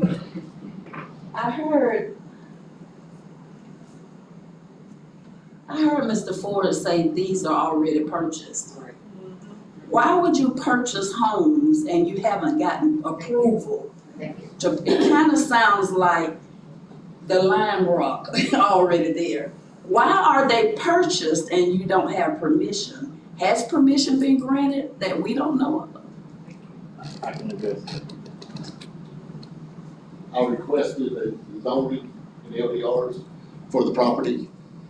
They met the zoning LDRs, said, yes, you can put them there.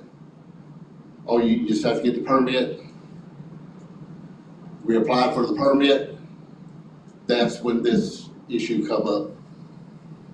So that's why we went ahead and purchased the home, because the LDRs, and we were sure that we could put mobile homes there. So. Who was served? Who was served? Cause the LDR, the property meets the LDRs and all for the You permit. said someone assured you, who was that person? Mr. Young? Okay, gotta make sure that's on record. Ms. Coker? No?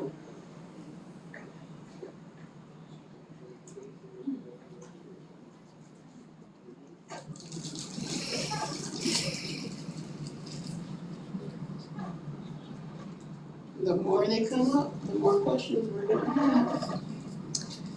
I heard a speaker come up and say that there is a homeowner association letter of intent that has been produced that needs to be reviewed. If there is some homeowner association that is in place, those covenants are gonna have to be reviewed, and we're gonna have to consider that as you're determining whether or not the view shed of this property infringes on those covenants. I know there's a haste to do all of this, but there is a proper procedure that hasn't been adhered to.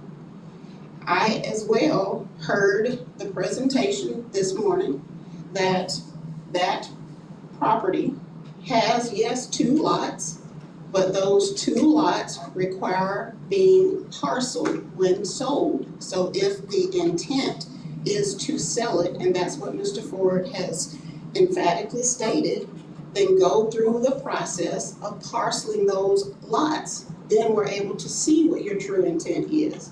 But right now, you're double talking us, and it's not okay. We're trying to work with and we're trying to hear what is being said, but you gotta be straightforward. And when you come to this board and say, it's a done deal, I've already did it, we're gonna disregard, I made these financial commitments without any regard for what this board may tell him. That's just blatantly disrespectful. We cannot do that. I'm asking you, I'm imploring you to halt this, not just for what's happening now, but for the message you're sending to other developers.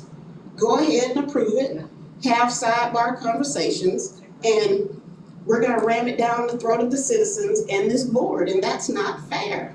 That's not fair.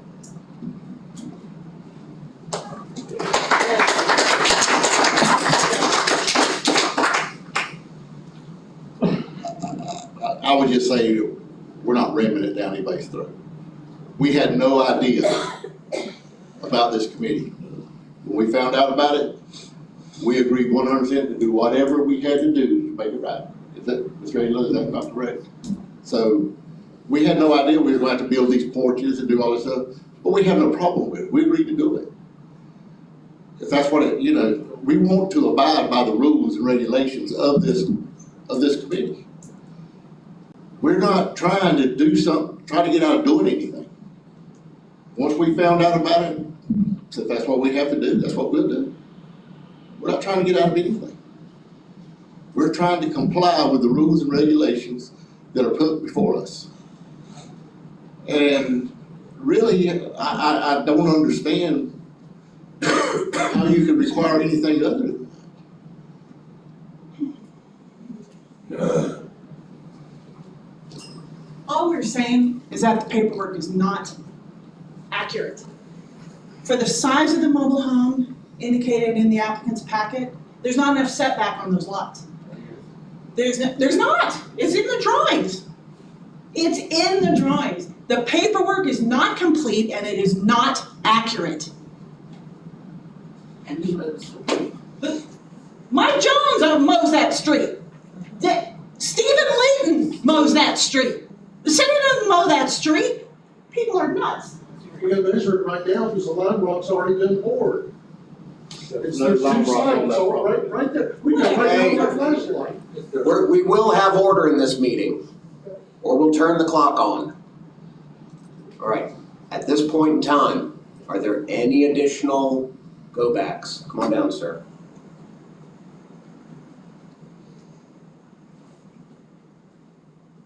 I was just curious, how did the city council have the authority to, I guess, disbar your other plan?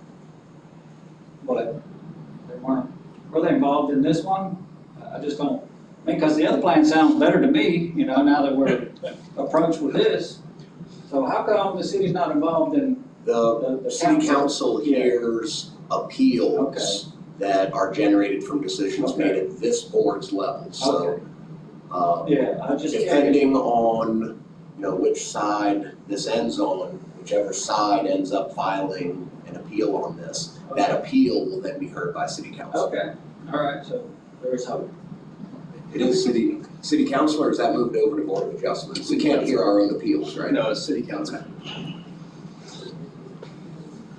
All right. At this time, are there any other individuals wishing to contribute to public comment?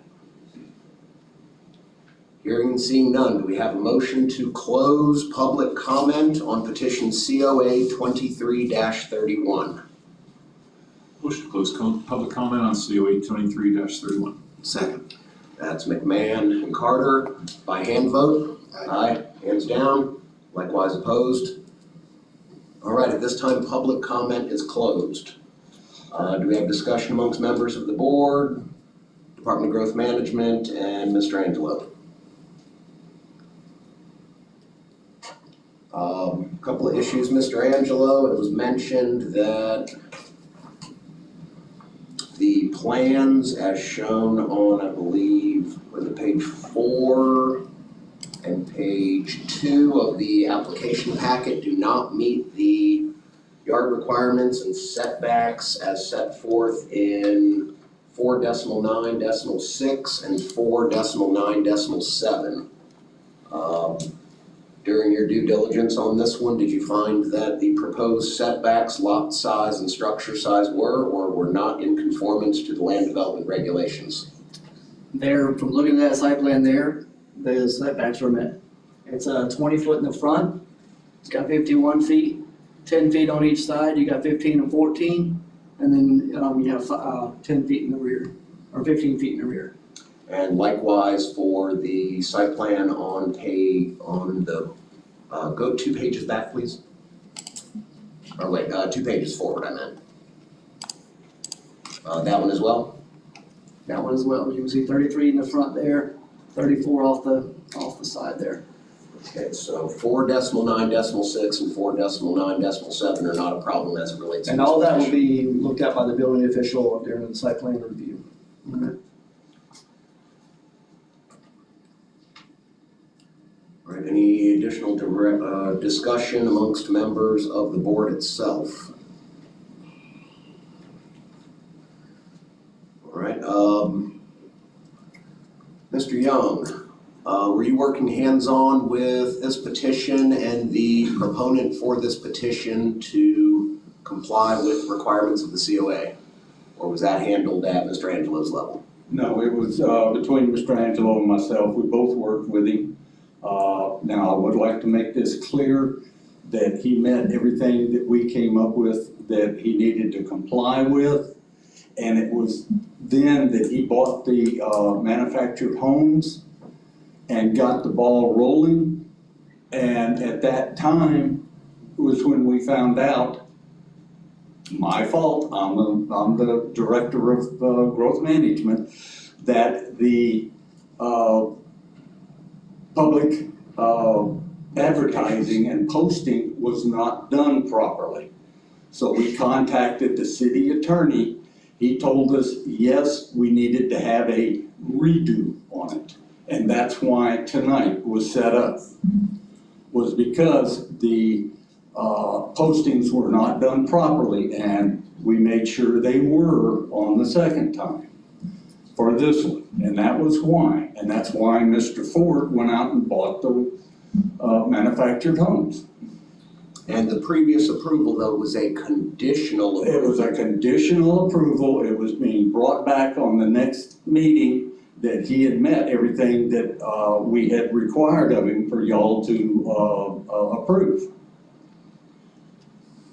Okay, the design guidelines that you adhered to as far as the exterior facade of the structure, for the benefit of those in attendance, can you explain the design guidelines that we use? We looked at the average age or the ages of the homes that are around him.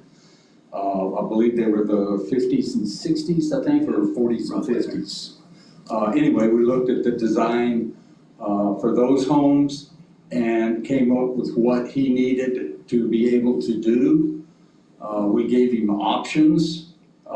We told him a front porch would be a requirement because during that time period is when porches were built on, and not full-length porches, but the front porch over just the entrance door.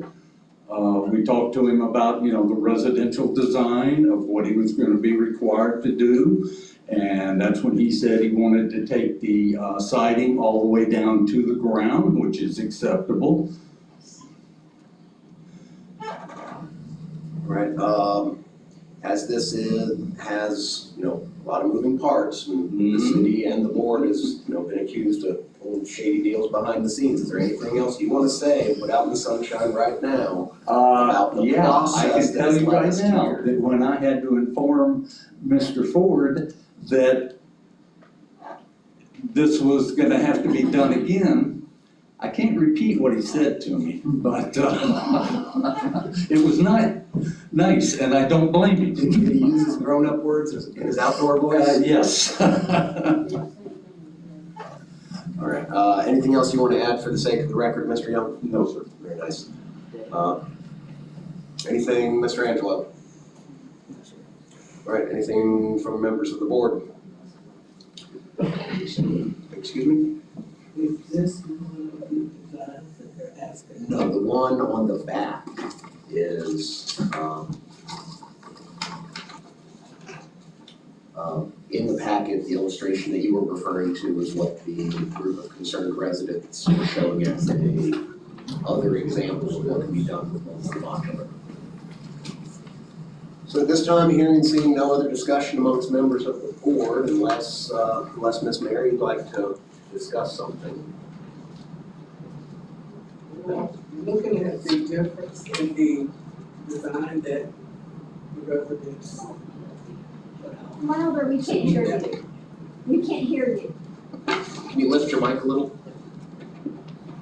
I was saying, looking at this, which is the design that the residents put out, to me, that looks more appropriate as to what's close to what you have there already versus this.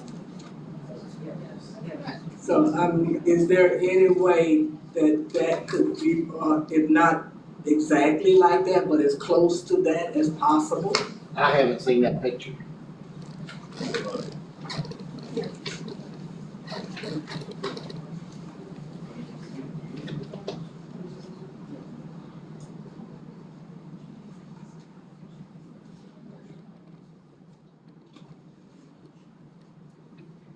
Well, that looks like an end porch to me with the addition.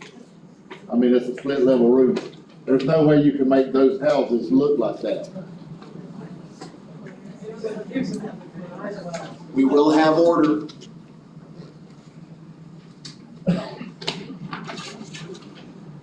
And keep in mind also, you've got to have a house that will fit on the lots with the setbacks.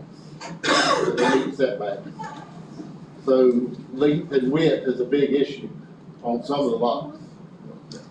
So where is the porch? If you look in your packet, it's gonna be, I think, on page 25.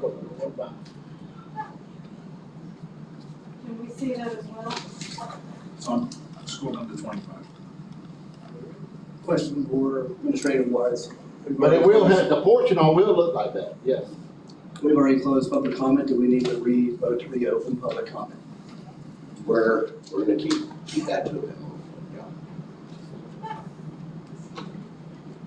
So to be clear, Chair, that is the porch design intended to be put on these buildings? Yes, I questioned him earlier and he had indicated that is, the catalog image, the railings, the configuration of the stairs. The only difference he had indicated was that whereas this porch has exposed columns, he's gonna have wrapped columns. And the vinyl will go to the ground. And yeah, it will go to the ground like the rest of the structure. It will not have the appearance of a wall skirting.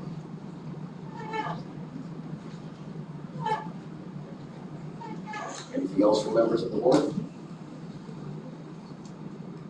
All right, seeing and hearing none at this time, do we have either a motion to approve, a motion to deny, or based on certain legal questions regarding the completeness of the proposal, do we have a motion to table until such time as our absent board attorney can weigh in on certain issues that were brought up by public comment?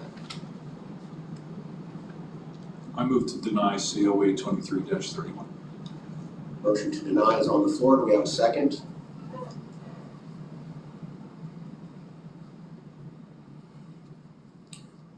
Motion is on the floor. Do we have a second? Second. We have a motion and a second for Mr. Carter to deny COA 23-31. Is there any discussion about the rationale behind this that you'd like to put on the record prior to us calling the yeas and the nays? I'm just still not getting a good sense of the overall look of this. I actually approved this last time, I'm just not getting a holistic sense of the plan of this. I'm not totally against it, I'm just not getting a sense of what it looks like overall. That's my issue. It was an additional thing. In my opinion, that condition has not been met. It's a really tough call. I appreciate the comments from the public. Any discussion from you before we call for the yeas and the nays? Right, at this time, Mr. Angelo, will you please call the yeas and the nays on a petition to deny? Therefore, a yea, a vote in the affirmative, is a vote to cast a denial on petition COA 23-31.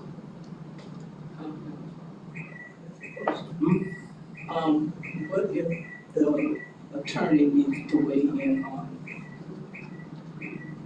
What if the attorney? Is that beeping?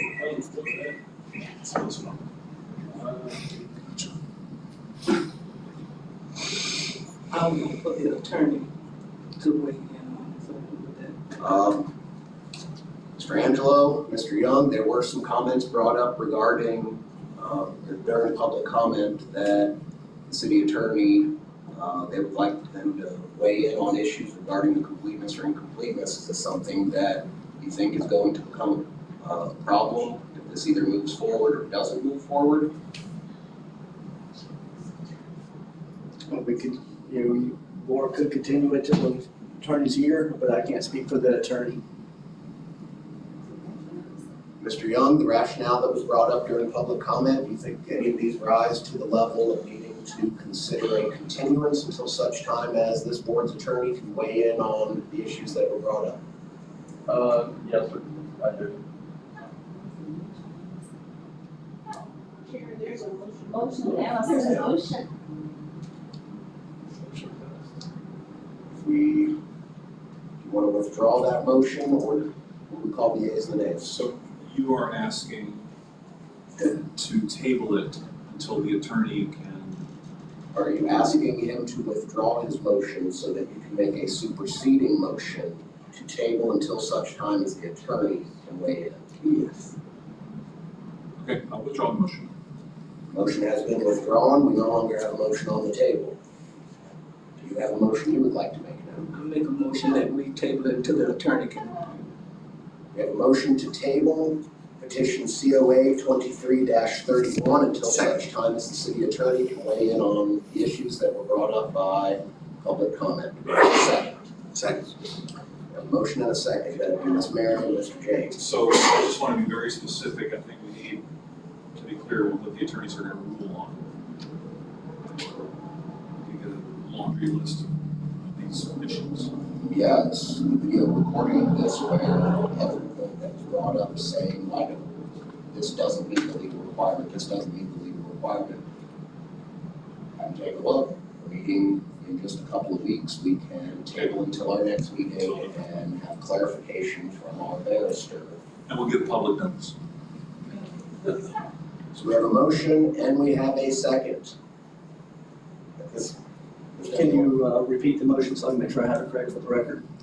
Motion is to table and continue COA 23-31 until such time that the counsel for this board has the opportunity to review and make opinion on the questions brought up by the public during public comment that Mr. Young says will probably need a legal opinion.